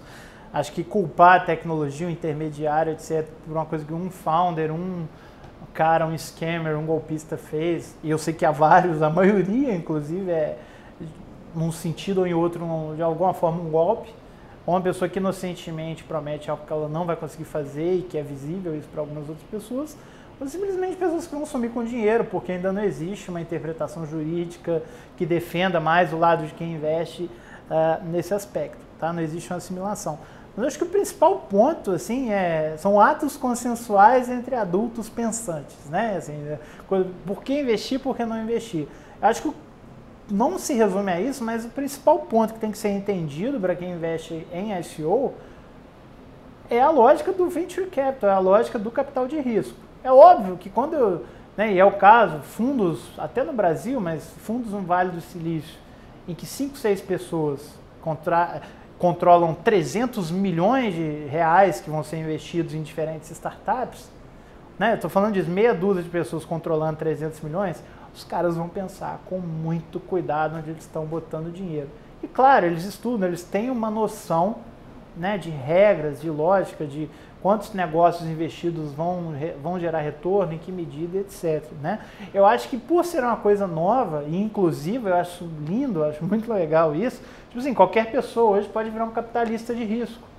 Né? Não sei se o Alex Van der Sande falou isso na entrevista que ele concedeu aqui para a websérie, mas ele já me falou isso na entrevista que eu fiz com ele para um artigo, que é exatamente essa frase, parafraseando o que ele disse. Qualquer pessoa hoje que mora, sei lá, numa comunidade carente do Rio de Janeiro, ela pode comprar, claro, nem que seja uma pequena fatia do futuro Facebook, do futuro Uber, né? É uma coisa inimaginável, né? Ou seja, assim, quer dizer que o cara vai jogar ali igual cassino, ele joga ali dinheiro em 5, alguma vai virar. Não é assim que a coisa funciona. Eu simplesmente acho que o que o ICO está gerando, o que o mercado, a possibilidade, a tecnologia, digamos assim, dos ICOs está fazendo? Está criando um capitalismo de risco descentralizado. Ao invés de serem 6, 10, 50 fundos de investimento controlando o investimento em startups do mundo inteiro, hoje, ao invés de você ter poucos investindo muito dinheiro, é o contrário, você tem muitos investindo um pouquinho e aquilo dali consegue financiar diferentes empresas, diferentes estratégias de negócio. Simplesmente o que eu acho que falta ser entendido pelo investidor médio de um ICO no mundo inteiro, não é só no Brasil, é o que qualquer venture capitalist do setor tradicional entende. 90% das startups vão quebrar, 9% vão virar empresas milionárias e 1% vai virar uma empresa bilionária. Então, primeiro, regras básicas, para quem entende um pouco mais disso, básico. Mas, quem está entrando agora em ICO, e muita gente se empolga, eu mesmo não conhecia tanto dessa lógica de investimento antes de começar a estudar alguns projetos, ainda lá em 2015, né, os primeiros, o Dedal, que deu errado, o Golem e alguns outros grandes ICOs. Então é um pouco isso, você tem que diversificar os seus investimentos, parece até redundância, quanto mais você estudar, mais você vai conseguir fugir de projetos ruins, entendeu? Não existe um retorno astronômico, não tem como você esperar um retorno astronômico de todos os projetos. Vou falar de novo, se você investir em 10 projetos, 9 não vão dar em nada. É assim como funciona o investimento de risco no sistema tradicional, tá? É óbvio que tem muita gente se aproveitando disso para dar golpe, porque diferente do sistema tradicional, que existe toda uma diligência, por mais rápido que seja lá nos Estados Unidos, o cara gostou do teu projeto, do teu plano, assinou o cheque, te deu o dinheiro, tem uma série de questões legais que você pode enfrentar, né, se você não fizer a coisa direito. Você não some com o dinheiro e fala, deu errado. Não é assim que funciona. Né? O capitalismo, o investimento é de risco, mas você tem que mostrar que você fez algo. Né? E no caso do ICO ainda existe uma zona cinzenta muito grande que permite, né, devido à falta de assimilação do sistema jurídico tradicional, pesa muito mais para o lado, pesa negativamente muito mais para o lado do investidor, que assume todo o risco, do que por parte da empresa. Então eu arriscaria dizer, mesmo não tendo feito um estudo sobre esse tema, que se no sistema tradicional 90% das startups não dão em nada, nos ICO, sei lá, 95% não vão dar em nada, porque é uma indústria que tem muito a amadurecer, tá? Porque estamos no começo.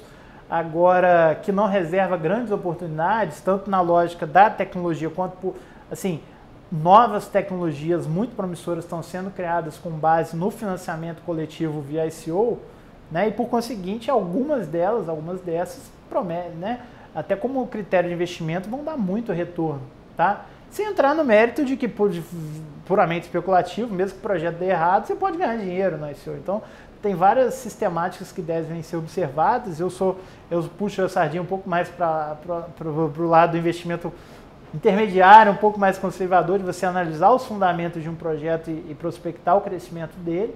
Então, acho que você, fazendo uma diversificação, olhando para aquilo, o mercado de ICOs pode ser bastante interessante. É só questão de, pelo amor de Deus, estude antes e saiba o que você está fazendo. Antes de estudar ICO, vai estudar investimento de capital de risco, vai estudar Venture Capital, que é isso. Você vai se tornar um Venture Capitalist, mesmo que pequenininho, a partir do momento que você está comprando um token, que seja de um ICO.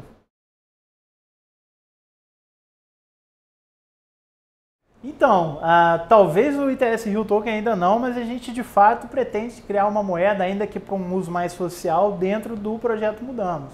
Não posso te dar detalhes, que é o que está sendo discutido, mas é importante falar que até como empreendedores aqui sociais, no caso do projeto Mudamos, que é um projeto sem fins lucrativos, né, a gente pensa sim em criar utilizar do recurso de ICO para incentivar financeiramente algumas ações tomadas dentro do aplicativo. Porque hoje você consegue fazer algumas coisas, né? Assinar projeto de lei, e já estamos trabalhando com a ideia de utilizar como uma identidade digital, de você se logar em alguns serviços e afins, mas à medida que novos usos sejam criados, a gente pretende ter um token atrelado, assim.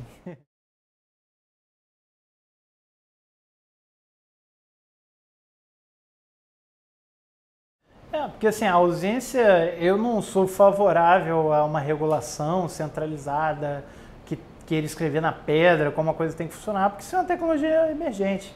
A gente ainda não sabe metade dos usos que ela tem e acho que precisa de uma certa maturidade para a gente entender, porque assim, tem que regular o que dá errado. Não tem que estrangular as possibilidades, porque é muito fácil, né? A China não regulou de um jeito que não tem erro nenhum? Claro, ela proibiu, entendeu? Se você proíbe, não tem erro, porque também não tem acerto. Então é um pouco isso, né? A gente tem visto em alguns países a ideia do que se chama de sandbox regulatório. Regulatory Sandbox, tem Singapura, Estônia estuda muito isso também, Singapura, a autoridade monetária lá que está mais avançada nesse sentido, que é isso, você cria, ainda que em caráter temporário, mas uma permissão legal para que os negócios, cara, livre mercado, sai criando, 1, 2 anos, vamos ver onde vai dar isso. Depois ele observando o que deu errado, e claro, essas empresas cumprindo requisitos básicos ali, igual a gente vê muito, a exchange não pode ser alvo de regulação igual o banco, senão acabam as startups. Por outro lado, não pode sair deixando qualquer um lavar dinheiro ali dentro. Tem que exigir de alguma forma, é inevitável, algum grau de identificação, por mais que tenha que ser respeitados a privacidade e a praticidade ali da usabilidade daquele serviço. Mas esse modelo é muito interessante, porque ele é um modelo meio construtivista, sabe como? Assim, você está aprendendo com o processo e consertando só o que dá errado, sem estrangular o empreendedor e tal. E claro, vindo de países com essa vanguarda, como Singapura, Estônia, o pessoal de Dubai também está olhando um pouco para isso, né, nos Emirados Árabes. Então é especialmente interessante esse tipo de uso.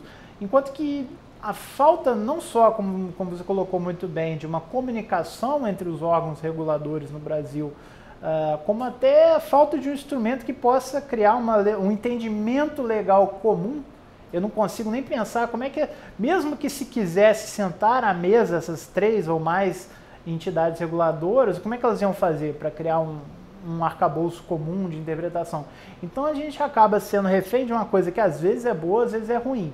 Por que eu digo que às vezes é boa? Porque hoje o Bitcoin, outras moedas digitais, outras tecnologias estão sendo sempre interpretadas de acordo com o uso. Então usou como meio de pagamento, então vai ser interpretado para aquela finalidade como meio de pagamento. Usou como investimento, infelizmente lá, porque ninguém gosta de pagar imposto, senão não era obrigatório, a Receita Federal vai tirar os 15% de apreciação do capital. Criou uma moeda que parece ativo imobiliário e vai ser interpretada como tal pela CVM ou pela SEC nos Estados Unidos, né, como uma security. Então, a gente tem várias coisas nesse sentido que podem ser positivas ou podem ser negativas. E você enfatizou muito bem o lado negativo dessa interpretação muito relativista do que como não sabemos o que é o Bitcoin, o que é uma criptomoeda, um criptoativo, no sentido legal da expressão, todo mundo se sente na incumbência de travar um pouquinho o processo. E muitas vezes acho que nem por mal, entendeu? Muitas vezes acho que nem por mal, dependendo da instituição. A gente já tem um diálogo com essas instituições há algum tempo, eu já fui pessoalmente lá palestrar, conversar.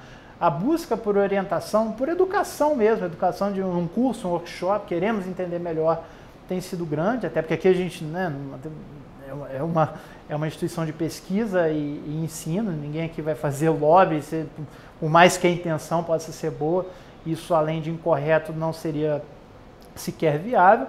A gente tenta trabalhar com o que a gente consegue, graças a Deus, digamos assim, trabalhar com o que a gente acha mais importante para os órgãos reguladores, principalmente no Brasil, que é a educação. Entender primeiro, antes de sair fazendo qualquer coisa, e nesse processo de entendimento ter um diálogo direto, intrínseco com a comunidade, principalmente com os empreendedores, para não dar passo em falso. Então, ainda que por metodologias diferentes, acho que o ideal seria seguir essa metodologia do que se vem chamando, até não somente no âmbito de criptomoedas e blockchain, mas de fintech como um todo, do sandbox regulatório, a caixa de areia. As pessoas ficam ali dentro de um determinado ambiente que você tem o olhar da autoridade reguladora, mas ela não está ali interferindo o tempo inteiro ou estrangulando aquele mercado por meio de uma regulação, de um lobby, de um banco ou de uma organização tradicional que esteja com medo da concorrência de startups ou coisas parecidas. Eu acho que é um meio termo que me parece muito razoável, né?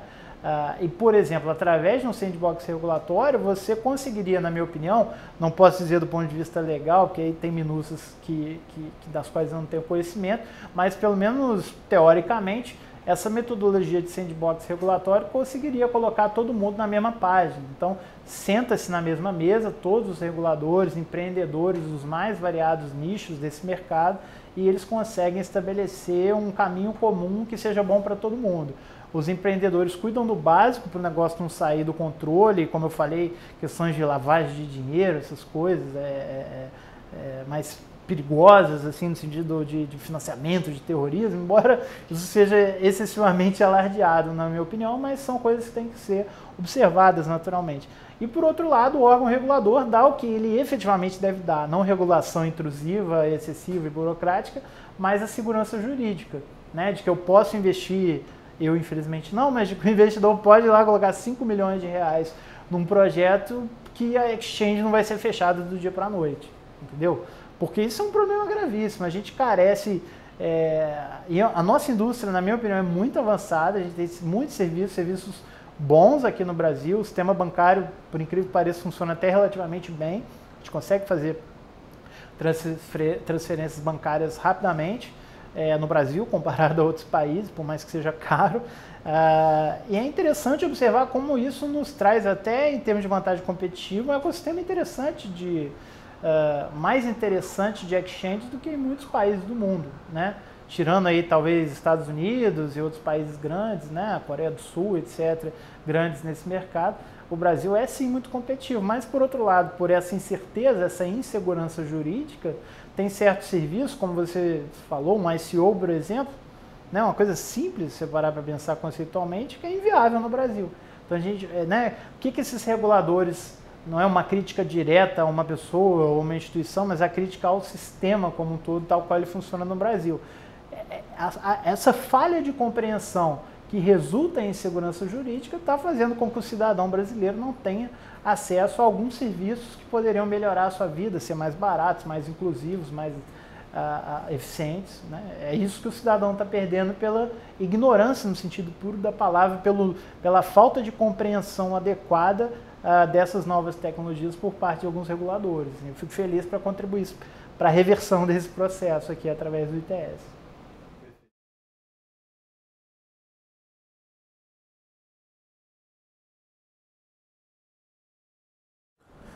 Sobre esse tema, eu costumo pensar da seguinte forma: o grande trunfo de funcionamento de um sistema como o Bitcoin é justamente o fato de você não precisar provar quem você é. Não me interessa que você é o Leandro ou que você é a Maria. Me interessa simplesmente que a sua chave criptográfica privada assina uma transação cujos fundos são realmente pertencentes àquela chave. Entendeu? Então, assim, né? A cada endereço público corresponde uma chave privada. A chave privada tem direito a destravar, a transferir a posse daquele recurso para outra carteira. Então, a própria blockchain, na minha interpretação, não no sentido legal da coisa, mas a própria blockchain é uma espécie de cartório descentralizado, tá? Quando você transfere um Bitcoin, um Ether, sei lá, qualquer coisa, um ouro tokenizado, quando você transfere um criptoativo para outra pessoa, você não está anexando no e-mail e mandando para a pessoa. É muito parecido com a compra e venda de um imóvel. Quando você compra um imóvel, você não vai lá na casa do proprietário buscar o imóvel, obviamente, né? Simplesmente o que ocorre diante de uma autoridade competente para tal, você transfere a propriedade daquilo de um nome para outro, tá? Até se discute o conceito de smart property e tal, pode ser um cadeado inteligente que vai ser aberto com token no futuro, mas isso é uma coisa um pouco mais distante. Mas tudo isso para dizer que é muito parecido. O ativo digital ele está na nuvem, ele reside na blockchain e não sai dali. O que se faz é transferir o direito de movimentar aquele ativo de uma conta para outra, e a conta é determinada não por quem você é, você não precisa de CPF, de RG, você não precisa... usualmente, né, a sua conta nem tem qualquer referência, porque o e-mail geralmente a pessoa põe, né, nome, ponto, sobrenome, @empresa.com.país, né, é uma coisa meio padronizada. Agora, o seu endereço público não, né, usualmente, em boa parte das redes, você é uma sequência de letras e números então o sistema é baseado na ausência de necessidade de você se identificar, e funciona muito bem dessa maneira. Tudo isso para falar o seguinte: o cartório, ele pode ter várias coisas que a gente não gosta, a fila, o preço, etc., mas ele tem uma coisa boa, que é muito na linha do que você brincava, no sentido amplo do termo tecnologia, ninguém tem, no contexto brasileiro, porque cartório é uma particularidade, não um sistema notarial, claro que vários países têm, mas o funcionamento do sistema cartorário é particular do Brasil. Então, explicitamente, especificamente nesse contexto brasileiro, ninguém, senão os cartórios, tem uma tecnologia tão boa para provar que você é você. Porque todos os seus registros, por definição, estão lá. Né? A sua certidão, né? Tá tudo lá, tudo tem cópia lá, certidão, não sei o quê. Então, se você pega essa capacidade de provar uma identidade ligada ao mundo real, né? Você tem toda uma rastreabilidade da pessoa por trás daquilo. Às vezes a gente fala e com certeza, pô, eu tenho que ir lá só assinar um negócio. Sim, isso é chato pra caramba, mas dependendo da aplicabilidade, não é só assinatura. É a assinatura que está vinculada a não sei o que, até o dia que você nasceu lá, que está na certidão. Então, é um processo que, para fins de fraude, Não sem entrar em questões de custo, burocracia, alguns casos a gente se questiona se realmente é necessário um cartório, né? Agora, para outros casos de uso, eu pessoalmente não consigo entender como não funcionaria. Como o sistema funcionaria se você tirar o cartório da jogada do dia para a noite. Mas o que é interessante é se a gente conectar as pontas. Se os cartórios começarem a utilizar a blockchain, combinando o benefício que eles têm de conseguir provar que o indivíduo é uma determinada pessoa no mundo real, a gente deixa de conseguir utilizar a blockchain somente para coisas ligadas à economia digital, para conseguir, como várias pessoas falam, como meu amigo Alex Van der Sande já fala também, de você conseguir fazer o registro e a transferência de terra, de propriedades, de imóveis, né? Se você me perguntar hoje, você iria fazer o quê se você quisesse comprar um imóvel? Você iria fazer a transferência via blockchain ou no cartório? Obviamente no cartório. Não existe um precedente ainda para um uso de blockchain para tal, especialmente no ambiente brasileiro. Agora, se você me perguntar o que você quer usar, o sistema tradicional ou blockchain? Eu quero usar a blockchain. E o caminho mais rápido e seguro seria os próprios cartórios adotarem essa tecnologia para me permitir... você está entendendo o que eu estou dizendo? Assim, blockchain ela é útil para 1 milhão de coisas. Inclusive para essas coisas da economia digital, comprar um token, fazer uma transferência, fazer um registro digital, tudo que é digital, você não precisa de autorização de ninguém, de cartório, de banco, de governo, de estado, de nada, tá? Não dizendo que não, algumas coisas você pode ter implicações legais se você fizer sem um aval de um órgão regulador. Estou falando do ponto de vista técnico, tá? Você não precisa pedir permissão para ninguém. Só que quando a gente fala da confiança de transações no mundo real, né, na economia real aqui de carne e osso, a gente fala de transações que muitas vezes vão depender de um sistema de identificação, né, de registro mais específico. Como os cartórios já vêm fazendo isso, eles têm inclusive a fé pública, né, quase que um monopólio, eles são designados para tal. Eu acho que a forma mais rápida da gente avançar seria com os cartórios aderirem à tecnologia de blockchain para fazer de forma muito mais barata e muito mais desburocratizada. Eu costumo dizer, não para tudo, também não é uma panaceia, mas para várias coisas, do mesmo jeito hoje o banco, né? O que é banco? A gente vai muito menos à agência bancária hoje do que no passado. Você consegue fazer tudo por um aplicativo de celular, tá? Do mesmo jeito, você conseguiria fazer registro sem sair de casa a um custo muito menor, né? Você poderia ter um aplicativo, o Internet Banking, pode virar o Internet Cartório, não sei, alguma coisa parecida, né? E claro, com esse processo de assimilação, a gente vai simplesmente ver em que pontos a gente precisa efetivamente de cartório e pontos que a gente já nem depende mais de cartório.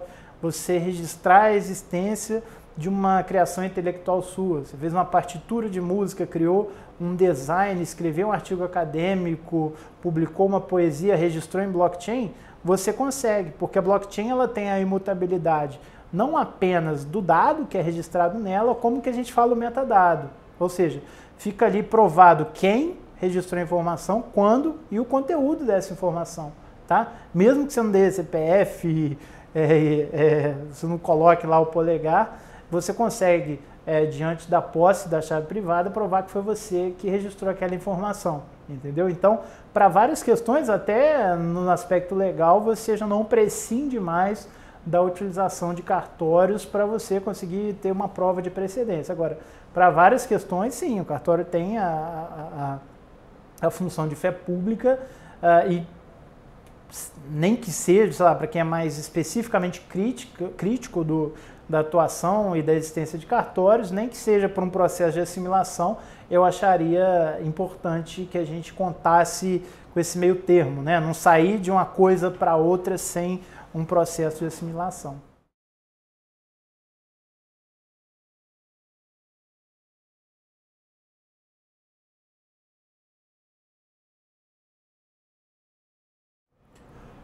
Essa pergunta é complexa, né? Acho que no mesmo mote que eu utilizei para responder algumas perguntas anteriores, blockchain como uma tecnologia capacitadora e libertadora, né? Eu acho que muitos dos casos de uso mais mirabolantes que a gente vai ver de tecnologias no futuro, eles nem são de blockchain em si, mas eles vão permear blockchain, né? falando de internet das coisas, falando de robótica, falando de inteligência artificial, né?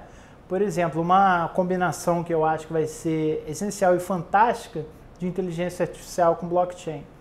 A gente tem várias aplicações de blockchain, para quem é mais familiarizado com o ecossistema, isso hoje, imagina no futuro, que são aplicações que vão depender da figura do que se chama no jargão de oráculos. Então, imagina, por exemplo, eu tenho um sistema preditivo descentralizado, como é o caso de projetos como Alguro, Gnosis, ou seja, eu consigo apostar no resultado futuro de qualquer coisa, né, através de um contrato inteligente, e o contrato inteligente automaticamente guarda o dinheiro e paga na proporção devida quem apostou na coisa certa, tá?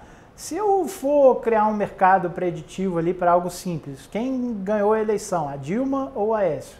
É muito fácil você criar um robozinho que vai ler lá na Carta Capital, na Veja, vai fazer uma média e vai te dizer com 99% de certeza que quem ganhou foi aquilo. Ou seja, você consegue substituir muito facilmente, hoje já, um ser humano que tem que ir lá falar qual... Porque para o contrato saber, algum ser humano tem que ir lá botar a informação hoje, né? E a gente já pode substituir em várias aplicações a figura do oráculo, ao invés de ser humano, ser um robozinho.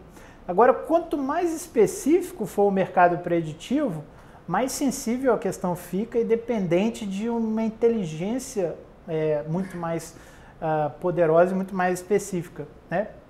Então você imagina, eu crio um mercado preditivo de amanhã no Rio de Janeiro vai fazer 26 graus às 16 horas no bairro do Flamengo.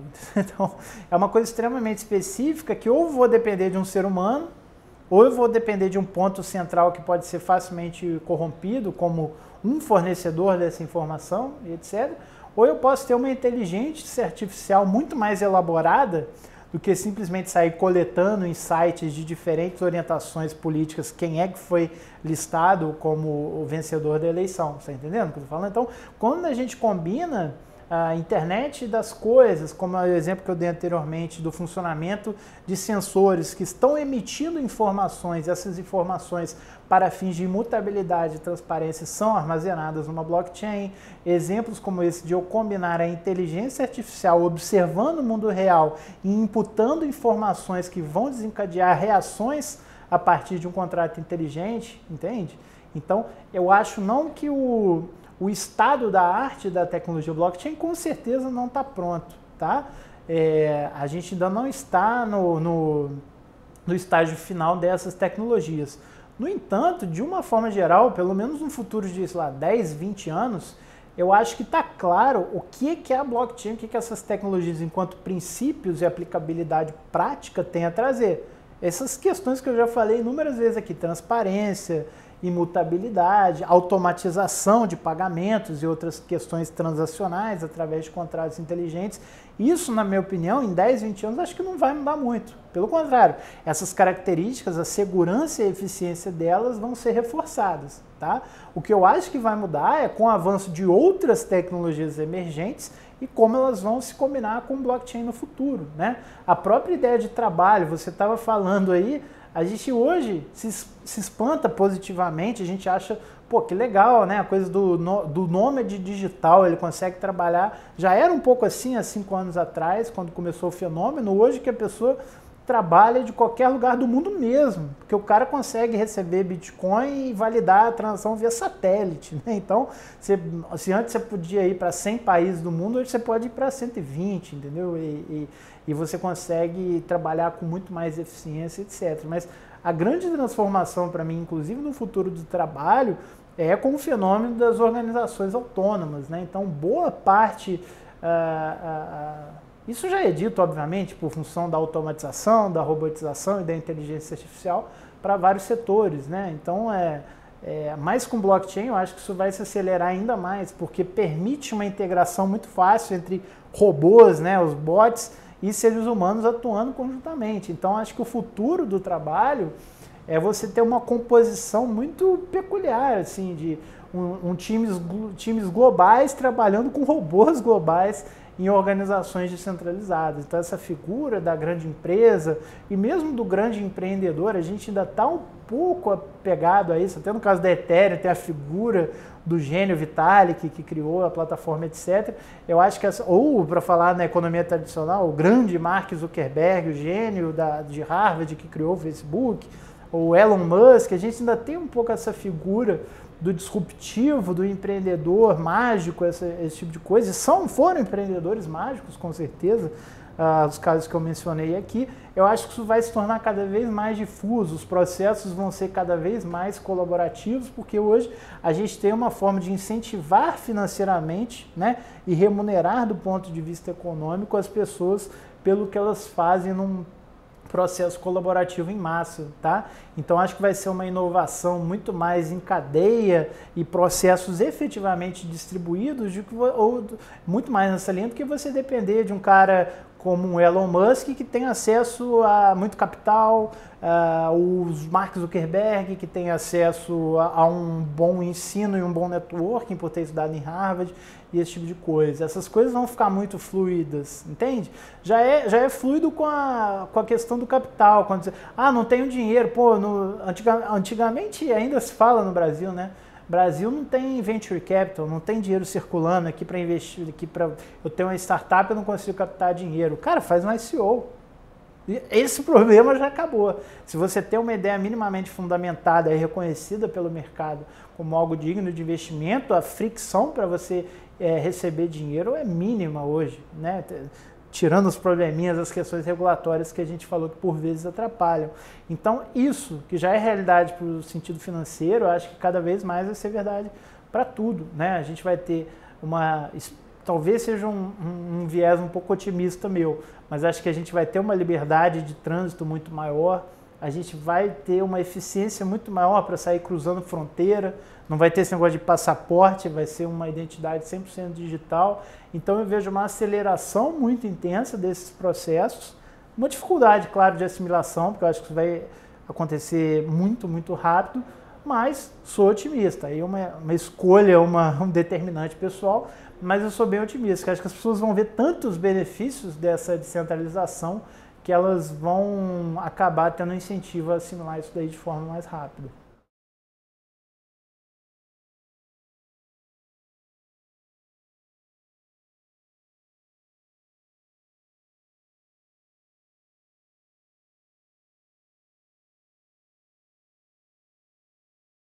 Não, excelente, excelente. Eu acho que não existe uma resposta universal para isso e tanto eu quanto você, quanto várias outras pessoas estão envolvidas em diferentes abordagens. Devo fazer uma pós? Pode fazer. Você, para a área que você pretende atuar, o certificado de uma instituição formal de ensino é importante. Onde você mora tem acesso a uma pós-graduação? Cara, faz. Você se adequa melhor à ideia de um curso livre, um curso online? Tem vários, de muita qualidade. Cada pessoa vai conseguir encontrar um certo caminho. O que eu vejo numa caminhada que é curta, 5 anos trabalhando com isso, mas é relativamente longa, porque são 5 anos atuando nesse mercado, numa indústria que existe há 9. Se a gente for pensar a indústria, ela é bem mais recente. Não existe uma indústria em torno de criptomoeda desde 2009. Começou a existir em 2013 em diante, se tanto. E o que eu vejo em torno de, não sei se é uma chave para o sucesso, mas pelo menos uma correlação grande de entre eu ver pessoas bem-sucedidas nesse mercado, bem-sucedidas não estritamente ou somente no sentido financeiro, mas de conseguir realmente tirar projeto do chão e fazer acontecer, é a pessoa se envolver como voluntário, como um agente da comunidade de diversos projetos. Antigamente era uma coisa pequena, né? Todo mundo era fã do Bitcoin, só tinha Bitcoin, não tinha muito o que fazer, a gente saía pedindo para todo mundo aceitar Bitcoin nos lugares, aquela coisa muito de formiguinha, de fazer um processo de evangelização. Hoje a gente tem uma gama de projetos, sejam projetos macro em si, como Bitcoin, Ethereum e vários outros, como projetos construídos em cima dessas blockchains. Então acho que a forma mais prática e mais importante e mais valiosa é você se envolver como voluntário de algum desses projetos. Esses projetos, às vezes a gente entra numa abstração tão grande que a gente esquece, né? Que a coisa é descentralizada, então não tem uma empresa, não tem um governo, não tem uma entidade específica, mas esse projeto ainda, pelo menos, não sei no futuro se vão ser robôs, mas ele ainda é feito por gente de carne e osso, tá? Então, toda vez que você ficar maravilhado, que você mandar $1.000 daqui para o Japão em Bitcoin e a sua transação for confirmada por alguns centavos em menos de 1 hora, saiba que existem pessoas trabalhando pela implementação daquilo dali para que aquilo dali funcione. Tanto no ponto de vista técnico, de pessoas mantendo o protocolo, tanto no ponto de vista empreendedor, de pessoas sendo pioneiras, aceitando Bitcoin num determinado mercado, criando mercados que trocam produtos e serviços por criptomoedas, fazendo uma evangelização, por vezes até criando um gateway de pagamentos para que o lojista consiga aceitar Bitcoin mais facilmente. Então, é uma gama tão grande de possibilidades que eu acho que a única coisa que eu diria assim, uniforme, que eu acho que é importante para todo mundo que eu deixo aqui como dica é: envolva-se com o projeto na prática. A melhor forma de você entender os riscos, os benefícios, as dificuldades, as benesses e de ter retorno, seja lá o que você busca, se for retorno financeiro, se for um projeto de impacto social, se for uma questão de experiência profissional, é se envolver. Tem vários projetos, como 99,9% deles projetos de código 100% aberto e mantidos por voluntários de maneira comunitária no mundo inteiro. É fascinante, as comunidades são extremamente abertas, tá? Eu, como disse, eu sou nerd, eu sou geek, mas eu não sou um coder, não sou um programador eu mesmo, e eu já me envolvi com vários projetos que eu acho interessantes e eu fui super bem recebido, até em dúvidas super bobas, assim, então é impressionante. Não tenham medo, vão com a cara e com a coragem, metam a cara mesmo, que a comunidade é extremamente receptiva, assim, nunca tive nenhuma experiência negativa em termos de comunidade desses projetos. Eu querer me envolver, ajudar, e não ter sido bem recebido, assim, e como eu disse, pô, mas o que eu ganho com isso? Sei lá, alguém tiver um pouco cético, entendeu? Assim, o que você ganha é seguro, assim, é muito, tipo assim, você ganha muito mais do que te custa ali em tempo e em esforço que tem que ser feito ali para aprender com esses projetos.